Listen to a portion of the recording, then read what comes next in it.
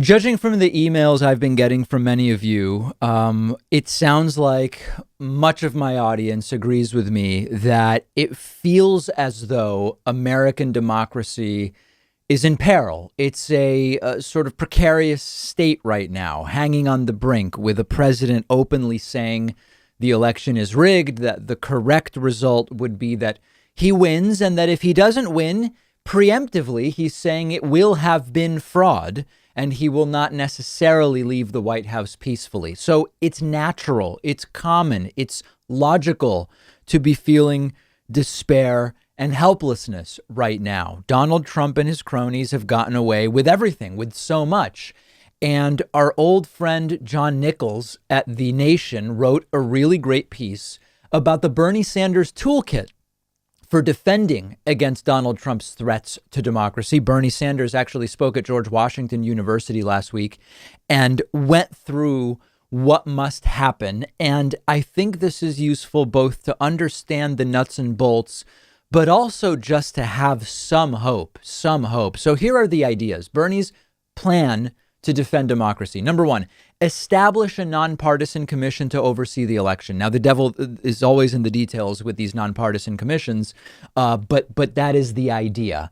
Have by far the largest voter turnout in American history. Bernie and I 110% aligned on this. I've been saying for months now, whatever the reality is going to be about voter suppression, whatever else, the biggest ever turnout is the starting point to trying to remove Donald Trump. People should vote as early as possible, says Bernie. Absolutely. The earlier you vote, either through in-person early voting or vote by mail or hand delivering your absentee ballot, the earlier the better. All state legislatures must allow mail-in ballots to be counted before Election Day. This is key. 32 states already allow this. Some don't. If we can get a jump on counting mail-in ballots, we reduce the threat of the scenario in which Donald Trump is slightly ahead in some key states on Election Day and uses lawyers to stop or slow down the counting of as yet uncounted absentee ballots. The more ballots that are counted early, the better off we are. News media should clarify, says Bernie, there is no longer a single election day. It's important that media also explain to people, you can vote now in many states. Early voting has started in many states. Mail-in voting has started in many states, and that it is not just about November 3rd anymore. Social media companies must stop disinformation from being spread on their platforms. We have a blockbuster story from Channel 4 in the UK about Donald Trump's targeted deterrence of black voters in 2016. And a big piece of that is social media. And it is also on the social media companies to stop disinformation.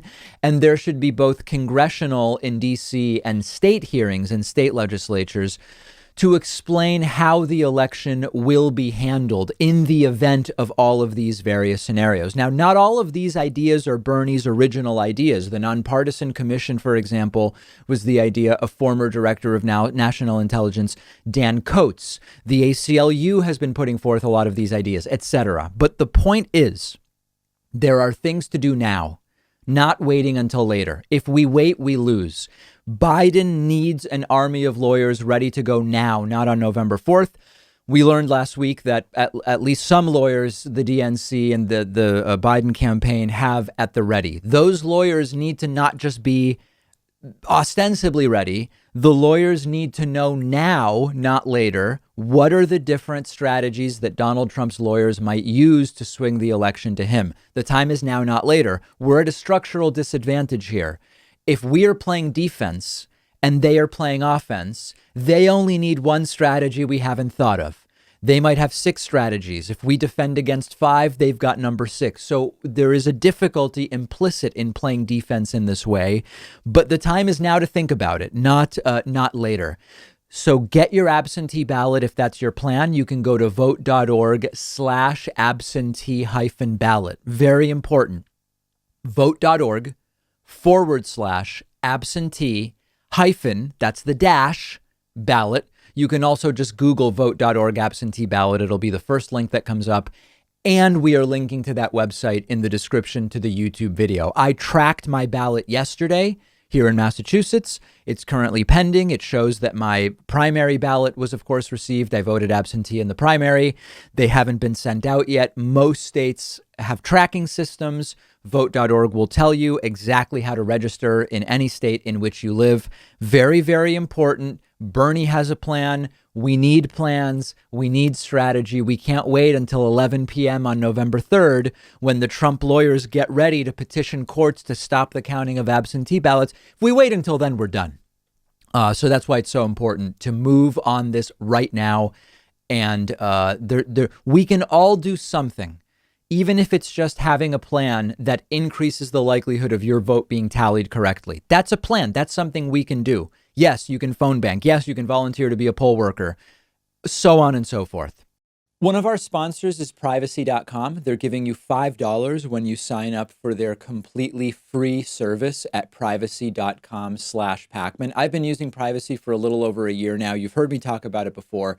It's a lifesaver, and here's how it works. It takes just a couple of minutes to set up. Anytime you buy something online or on the phone, instead of actually using your real credit card number, the Privacy app and the browser plugin let you give each company a randomized virtual credit card number that you create out of thin air. It'll even autofill the card number with one click. And the payment is taken out of your checking account without the merchant ever knowing your real information. So this allows you to keep your banking information secure, but also to take control of your finances. You can create up to 12 of these virtual credit cards a month. You can set spending limits. You can freeze them.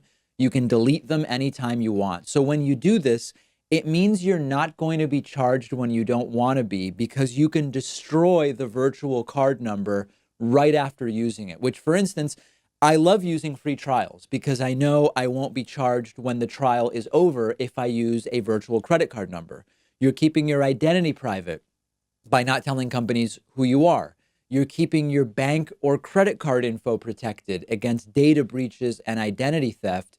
And it's free. There's no catch whatsoever. But if you want, Privacy also offers a $10 a month plan that gives you 1% cash back and lets you create 36 credit cards a month, and a $25 a month plan tailored more for small businesses where you can create 60 card numbers a month and much more. But definitely go ahead and at least get started with the free plan. You'll protect your financial info. Companies can't charge you unexpectedly. And like I said, you'll get $5 to spend when you sign up at privacy.com/Pakman.